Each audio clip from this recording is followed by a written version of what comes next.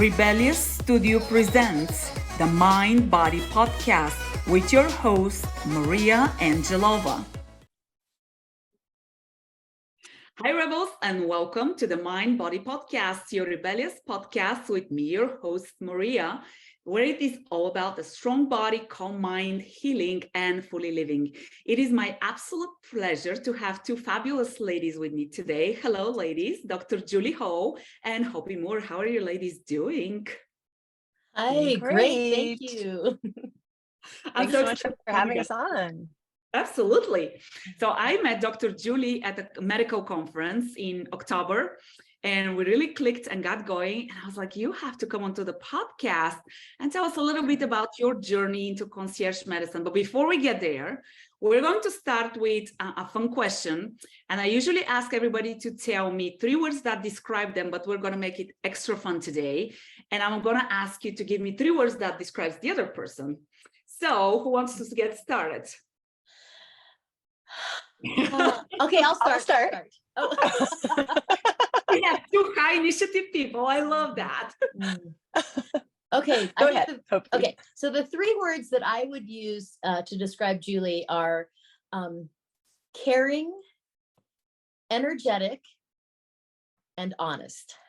All right, give us a little bit of meat behind each one. Yeah, so I met Julie in the emergency department. I was a nurse and she was a doctor, or still is. And her ability to care for her patients and all of her coworkers was like no other. It was just beautiful. So she has a tremendous caring heart. So that's the caring. Yeah, very true. And beautiful energy around everything she does, whether it's being outside with the chickens or taking care of patients or helping care for me. She has just magnificent positive energy and honest. She will tell you exactly how it is in a beautifully honest way, which is really nice. I love it. And I do have to say, based on the energy, I would say, no wonder I like Julie, because I like absolutely. That's so right. there we go. All right, your turn, Dr. Julie. Oh, goodness. Well, thank you, Hopi. That is so kind. Absolutely. My 3 words for Hopi, gosh, just to do 3 is probably really hard. My first one is authentic. The second one is huge heart. No, that's 2 words, but that's just, I'm going to use that as one. And then the third one would probably be Renaissance woman. Oh. So Hopi is one of the most authentic women I know. She is just, I mean, her heart is right there and she will love you with all of her heart. And she's one of those people that when you meet her, you just want to be her friend from the first time you just lay eyes on her. And I just love that energy about her. And now I forgot my second one. Heart. It was heart. You already said it. Yeah. Yeah. And then Renaissance woman, Hopi has had such an amazing life and has had so many different jobs and careers and has gone down so many paths and has just really brought her heart and love to all of those. And it's just, it makes her such a well-rounded, amazing human that, you know, she is my resource for most everything because she's dabbled in so much. So I just love her. Resource to have there. Excellent. Thank you. Tell me, is there a point in you obviously worked together before, is there a point where you were like, oh, we have to take this to the next level? Was there a particular point in time when that was like, we just have to go after it? Tell me about that. Yeah. Do you want to share? Sure. So we started vacationing together, our 2 families in Mexico quite a few years ago. And we, though we're in Mexico, one year, I don't even remember what year it was. Do you remember, Julie? In any case, years ago. 2017. Okay, 17. And we were actually on a girls' trip. So with some other really magnificent women.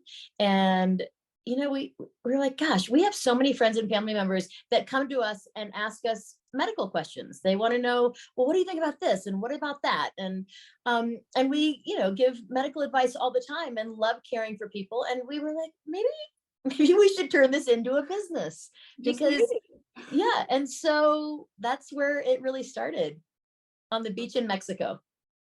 Yeah, Maybe or some margaritas. That always gives a little bit extra courage. Yeah. exactly. Yes. Absolutely. And it was also really neat because that really was that culmination of it. But we had been asked, both of us, for years, oh, do you have a private practice? I'm working in the emergency department. We never saw patients outside of the ER.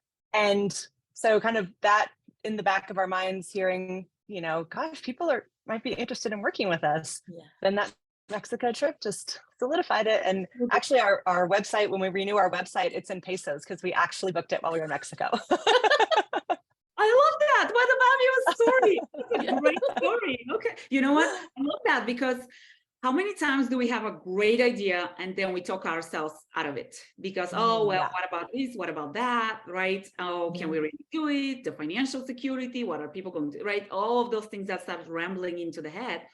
And action is the only thing that moves us forward, right? So kudos to you guys for making that step right there and then. That's great. Thank you. Thank So you. tell me about the journey. When did you guys open practice? So we technically opened in 2017, and we Okay. were still both full-time in the emergency department. And then Hopi went on to become a hospice nurse. And so we were still doing our jobs full-time, and we're slowly growing our practice. We had some a la carte patients, we had a few member patients, and the word kind of started getting out. And we just found that our greatest joy was when we were taking care of our patients through Summit. And then last year we had an opportunity to, take that leap and step away from the hospital and just make it happen. And it was a big leap, but we just, we're like, the universe is getting us in alignment, and we made the leap. So we have been doing this full time now for just over a year, and it has been one of the best decisions we've ever made. Yeah. Congratulations on that. What would you say is the one thing, maybe I'm sure there are many, but the one thing that you didn't expect to experience as an entrepreneur? Anything that pops to mind? I think it's been one of the challenges is everything that is involved in starting a new business. I mean, as healthcare providers, we've never had to do any of that other stuff. And so that's been like very eye-opening and challenging and exciting, but holy smoke, we both learned a ton. Yeah. Yeah. And also we we're so excited about our business, and everybody we talk to is so excited about our business. And we thought, like I'm sure a lot of entrepreneurs do, like we'd hang our shingle and then have a full practice. And that was me. Yeah. And so that's been a challenge, but we really try to look at it as a good challenge of what's working, what's not working. And really it's a bit of an ego check that, realizing, okay, not everybody is going to flock to us, but also realizing that what's a good idea and having people take that step to commit, finding out what's in the middle there is a great place to learn more about. Yeah. I would say from my journey, I thought the same thing, because you hear when you follow your passion, the money will come. So I thought when I quit my job and I opened my studio, people are going to line up and be like, where do I sign up? And in the beginning, it was like crickets. And I was like, holy smoke, I gave up a 6-figure salary. Where are the people who are supposed to show up when I follow my passion? Right. It was a very humbling moment, right? Because I got in kind of cocky. I was like, I've been a successful corporate person. I have all of these degrees. I have all of these honors. Like, why wouldn't people show up, right? Yeah. But what it did for me, it pushed me on this transformational journey. Julie, you and I have talked about that, to shifting my mindset and realizing what my limiting beliefs were, right? Pushing me to grow. And it was very humbling because I had no idea how much growth I have to experience to get to where I'm today. I love it. I love every step of it. It's not always bright and pink and purple, right? There are those moments where you're like, what did I just do? But at the end, it's so rewarding, isn't it? Yeah. It really is. Yeah. Yes. Yeah. What keeps you guys going every day? mushroom coffee. Then let's shift this conversation. Laughter. I take that. We laugh a lot, actually. We laugh a tremendous amount. That I know helps clear any kind of negative energy or any kind of just, yeah, anything you're thinking poorly about, if you can figure out a way to laugh about it. And Julie and I both laugh a lot at a lot of things. A lot. So yeah, that definitely is a strength, or something that really keeps us both going, I think. Yeah.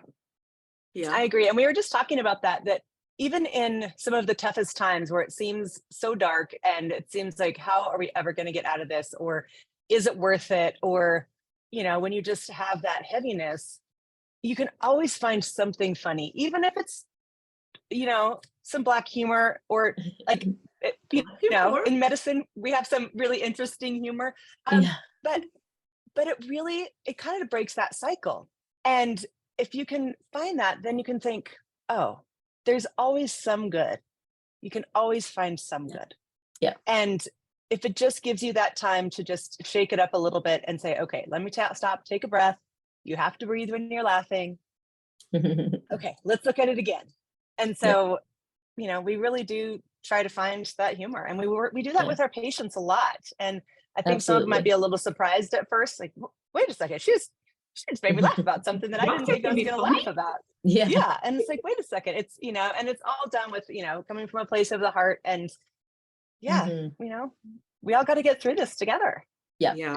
I was talking to another entrepreneur, and we were talking about the power of attitude, which is, I think, what you guys are referring to, right? Yeah. You can always shift your view on something. And I truly believe that there are no mistakes. Sometimes we're like, oh, I failed, I didn't do this right. We can be very harsh on ourselves. And what I've learned to realize is that there are no mistakes, they're just lessons. And everything that happens, like you said, there is a lot to learn. And, you think I'm just going to go do what I like to do. I'm just going to go be a doctor or a nurse or a Pilates teacher. And then you're like, oh yeah, and I have to figure out the business and the accounting and the finances and the marketing and the business development. And like I laugh that as an entrepreneur, your title varies from janitorial to a CEO and anything. So but the power of attitude is so important into how you view each and every day, because again, entrepreneurship is every day is different and there's always something new. Every day. Every day. Yes. So let's talk about, you started the private practice and you chose to go the concierge route. So tell us a little bit about that. Like, what was your reason for going concierge versus a traditional practice? I'll start, one of the main things that we know can just like jam things up in healthcare is insurance. And so we wanted to have a practice where we could take that part out, where we could offer amazing healthcare to people and not have to deal with insurance companies, and they wouldn't have to deal with insurance companies. So that was, a huge part of, the concierge model is oftentimes a cash only business. But we also knew that it would give us tremendous freedom. And we thought that people would love to have us come to them because we're also mobile. We do have a brick and mortar, but we also offer a mobile service. And we just felt like, that was going to be an amazing thing to offer people, was, kind of the old school of the doc and nurse showing up at the house, to help care for people in their homes. And so that's kind of all under that concierge umbrella. I like that. Not to date myself, but I remember when I was a kid and the pediatrics doctor would come to my house, like when I had or something, right? That's right. Yeah. My daughter doesn't have that experience. Right.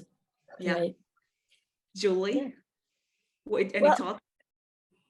No, I totally echo what Hopi said, and also just being able to take the time. In the emergency department, it is fast paced, and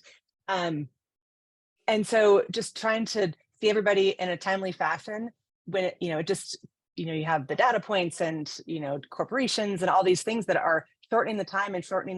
And, we found in the emergency department, although it was great when we first started, we're like, okay, here's a problem, we'll fix it, gone.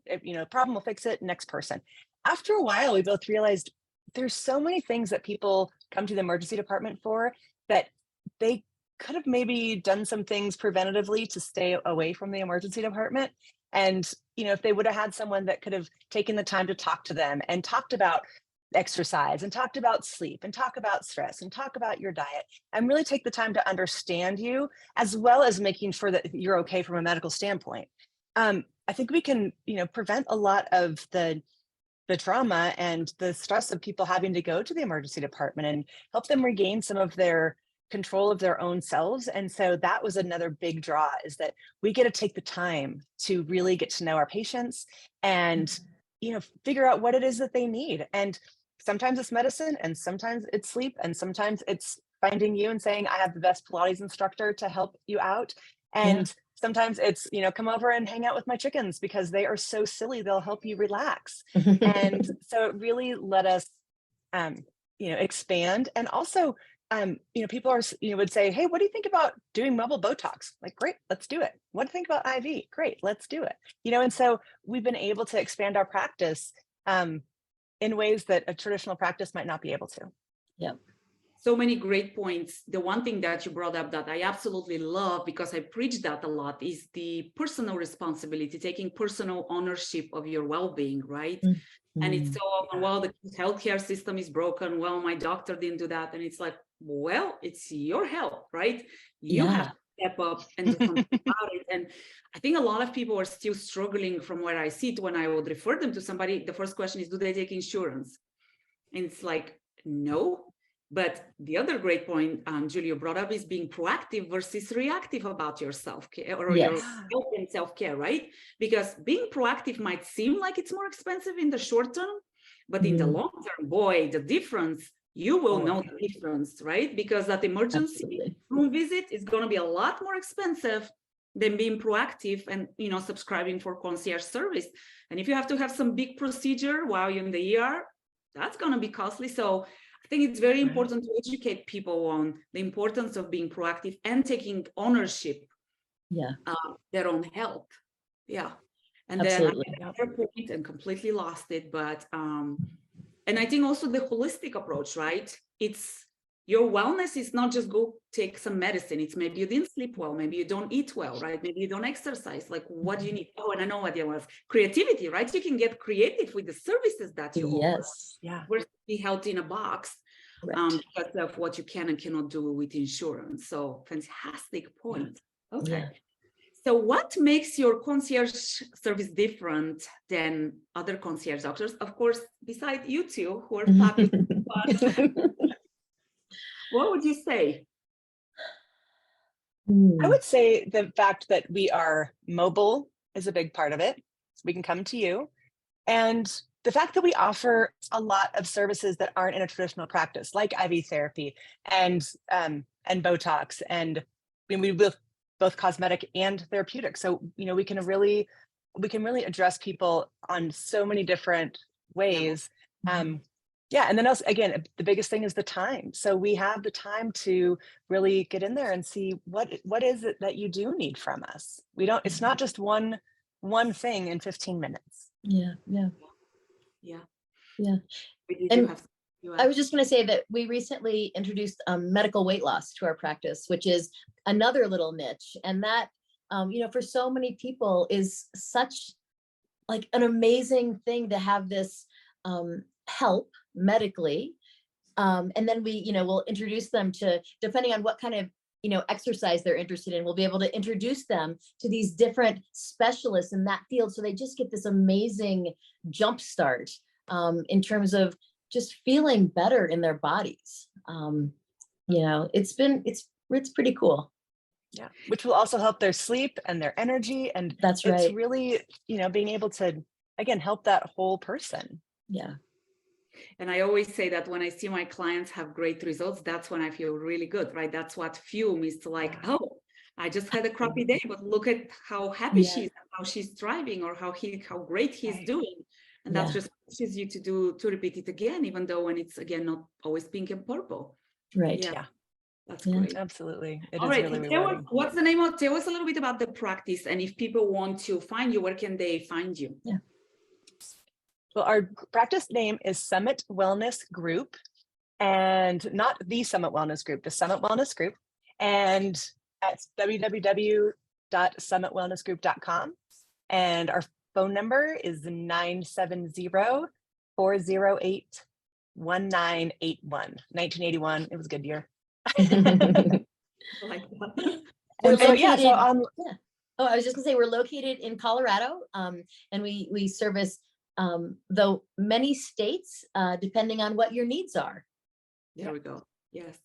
Well, we cannot end without me asking you a very quick question, and that is, what is your definition of rebellious? So, you know, I'm gonna let Hopi answer this one. When I hear the word rebellious, I feel like it's me because I have really lived my life never following the normal path. And so, you know, in my mind, being rebellious means being exciting and different and fun. I love it. And look what podcast you're on. Yeah, I know. It's perfect. Exactly. All right, Julie, we can't let you get away without answering that question.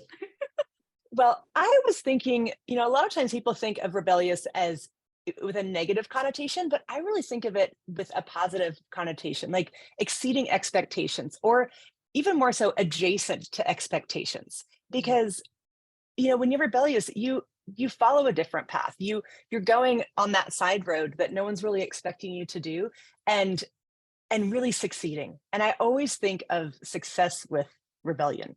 So I think it's great. So I'm so glad I found you in this podcast. I am too. I'm really excited you guys are here. Okay. Do you guys have any word of advice or a favorite quote you want to finish with?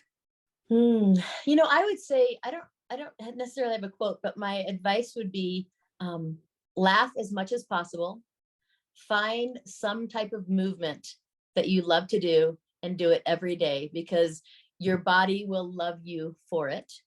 And also find something that you do for yourself that may seem extravagant, but really isn't. Like, I receive massage and acupuncture monthly, and it is what I do for my mind and my body, and it makes such a difference. And I happen to do Pilates 4 days a week, which has changed my body in such a beautiful way. So find things that are really good for you and do them. Make them happen. You're worth it. You deserve it. Absolutely. I have to second that, because sometimes friends are like, you spend a lot of money on self-care, and I'm like, that's a priority for me. So I choose to spend money on self-care. I think that's important. So important. Yeah. Yeah. Julie? Yeah. And I would say always find something to laugh about. And take good care of yourself. I get my nails done. I love it. It makes me feel girly, which it also makes me feel very powerful. And the other thing that I would recommend would be meditation. I try to wake up every day and do my meditation. I use the Calm app. I'm not sponsored by them, but I love it. And I've been meditating now every day for 410 days. And congratulations. Yeah, that's awesome. Thank you.